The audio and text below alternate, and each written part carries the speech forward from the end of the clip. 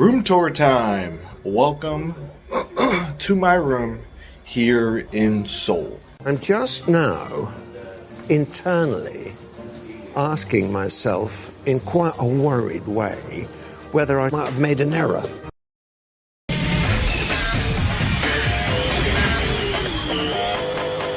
I got this room, which I'll show you in a bit, for around $45 a night. And when you see the room, you're going to think I got the steal of a lifetime, when in reality, almost every hotel in this area within a 5x5 block grid was around the same price too. So, a massive, massive bedroom. All right, massive might be overstating it, but the space that you get and what you get for $45 a night is crazy. Now, obviously, this room looks like a tornado hit it, and that's because I've definitely been living comfortably for the last 5 days in here. One of the most comfortable beds I've had in a hotel. You've got a computer in the corner that I haven't actually tried to use or turn on. Probably not going to. Anyways, nice thing about this place is the plugs. Or actually, I think the plugs are basically fit for any type of plug that you could bring, because they know that a bunch of tourists are effectively the ones coming to Busan. I've been able to plug in my US plugs perfectly fine, which has been super nice. Bunch of snacks. I finally tried the HBAF almonds. The almonds are cracked. And then when I looked up what are in these almonds, apparently it's just a bunch of sugar. So, I'll be getting more of those, but at least I know now why they taste like crack. Another mirror. Here is the massive window, effectively, that leads to the outside. So, we got ourselves a third floor view to the entrance. TV.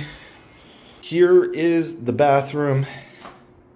It's got a sliding barn door, which I appreciate the aesthetic of. But yeah, massive bathroom. Toilet with a bidet. This hotel room has been amazing. It's been in a great location for me. It's basically 2 or 3 blocks over from the main Seongsu area. Which is good because I can duck out when I want to do something, but then duck back in when I just want to chill and get away from all the noise and stuff. And then outside, 5 24-hour convenience stores located a block away from me, which has been absurd. But yeah, for $45 a night, this has easily been the best deal of a hotel room. Has everything I could ask for. I could live here for another 2 weeks if I wanted to, but we're not. So.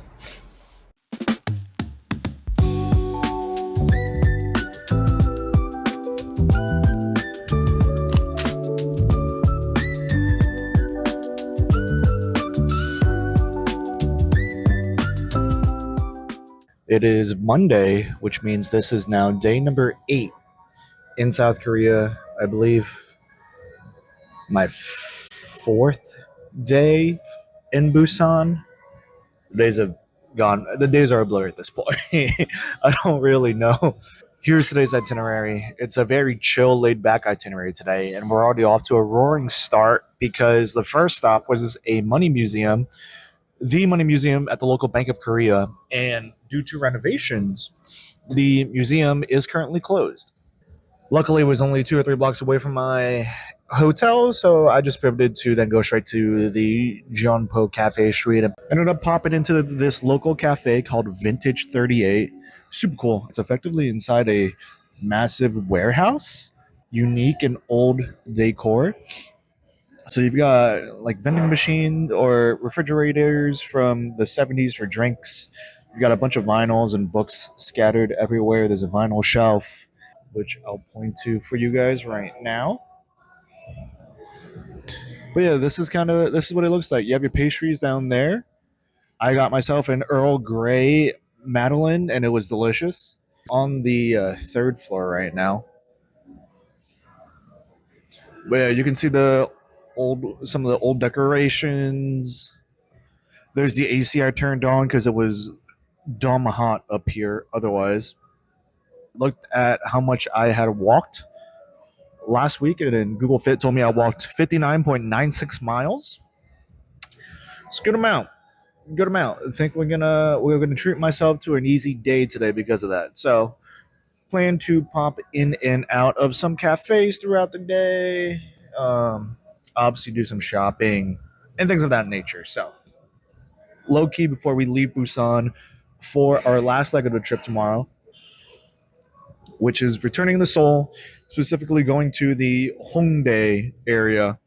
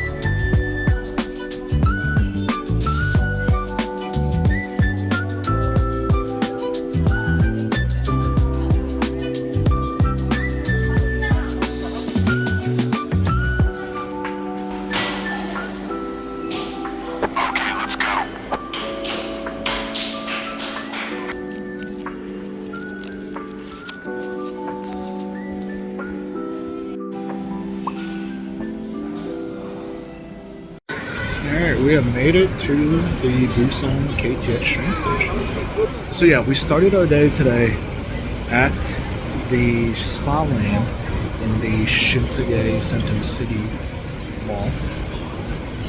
That was a treat. I'll tell you that.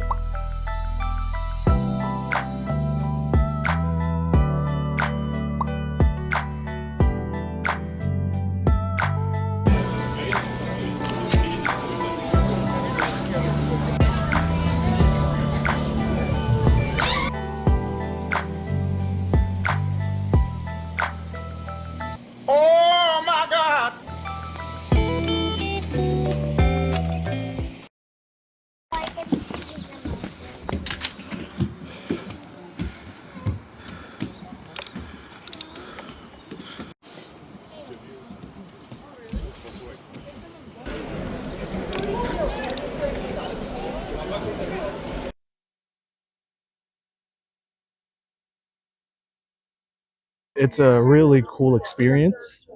Mixes both history and tourism, and perhaps the most jarring combination I've seen in all my travels. In 1951, the train was running provisions to UN forces in North Korea and was trying to return before being halted by a group of 20 US soldiers. Instead of running the risk of seating the train back to North Korea, South Korea and the US decided to destroy the train by shooting over 1,200 bullets into the train and leaving it abandoned not too far from where you see it now in Peace Park.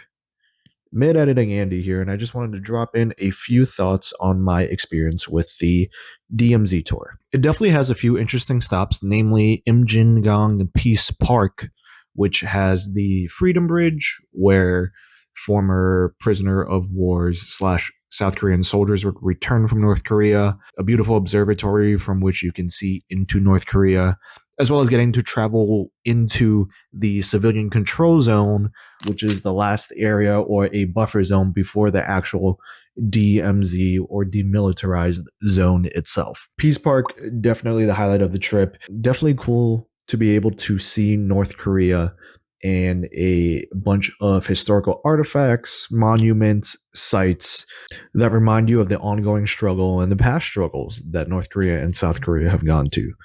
However, I will say that again, this is a tour. It is a highly curated list of stops. At every stop is a bunch of tourists. You will be shuffled in and out. You will only have so much time to spend at any stop before you have to move on to the next stop. And because each stop has so many people, you might not be able to get the full experience that you wanted. Keep in mind that the DMZ tour is very touristy. This is more so for people who are interested in the history behind the relationship between North or South Korea. I think because of its historical significance, the uniqueness of the experience, and the difficulty in which you would be able to get a similar experience elsewhere, I think it is worth doing once because of that, but I would not need to do it again.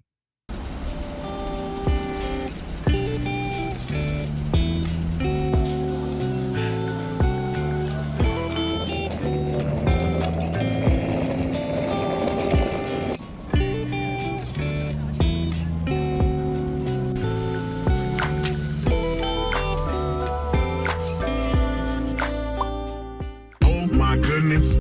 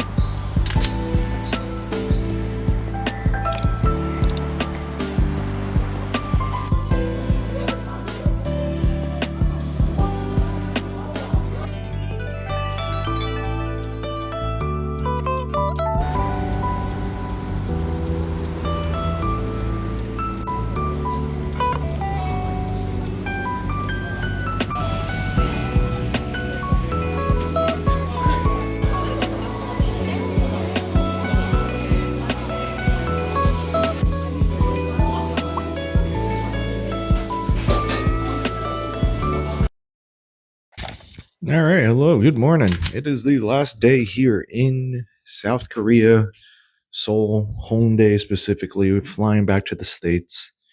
It is noon. My flight's at 8:57, so planning to get to the airport at around 6 o'clock, which means I'm leaving here at around 5.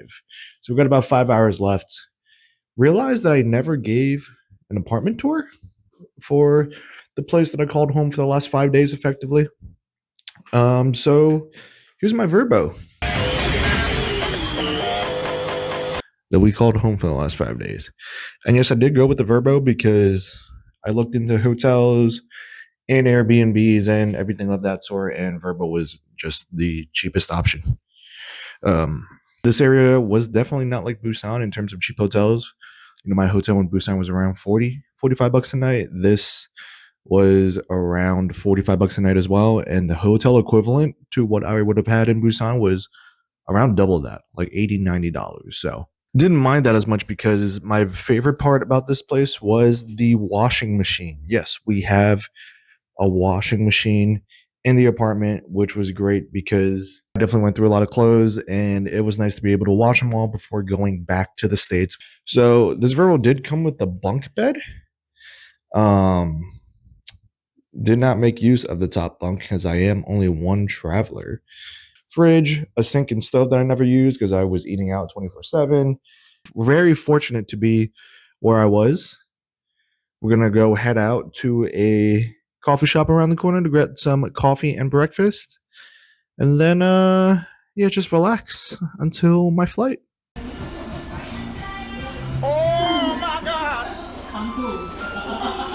One thing I will miss once I leave South Korea and go back to the States is just how incredibly cheap and accessible a nice coffee is. All of them do a nice coffee for 1,800 won or less. Converted to US dollars, that's like $1.50 maybe. So super cheap, super accessible. And add an espresso shot for 35 cents US. Even better. Plus, they give you the option to go add up to 3 total espresso shots. So they know that you need your caffeine and they do not charge for it.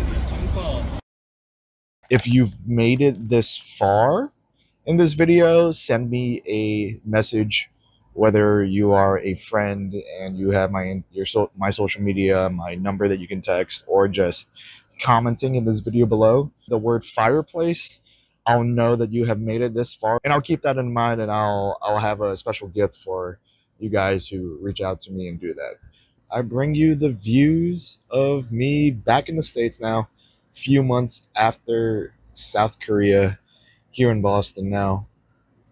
Loved my time in South Korea. Definitely my number one country that I've been to thus far in all my travels. In terms of other places that I've been that would be up there, it would be Hawaii, New Zealand, Taiwan, and I think South Korea has firmly supplanted all of them. So, loved my time in South Korea. Would definitely go back if given the chance, but we got a bunch of other countries at this point that I'm trying to knock down on my hit list, like Vietnam, Japan, Philippines, South Africa, etc. So, we'll see when the next time is that I'm back there. But thank you to anyone and everyone who has watched, even if only for a few minutes, all the way up to all of the episodes that I've put up with my South Korea vlogs. This was my first attempt at vlogging, an absolute blessing. I enjoyed vlogging and documenting my travels and turning it into sort of a form of media through which I could bring a bunch of people along with me as well. So, super excited to continue vlogging my travels. Next up will be Germany, Munich journey specifically in September for Oktoberfest.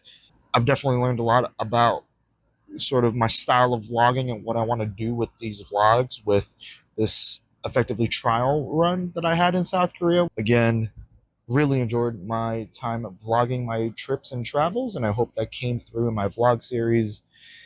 Until the next one.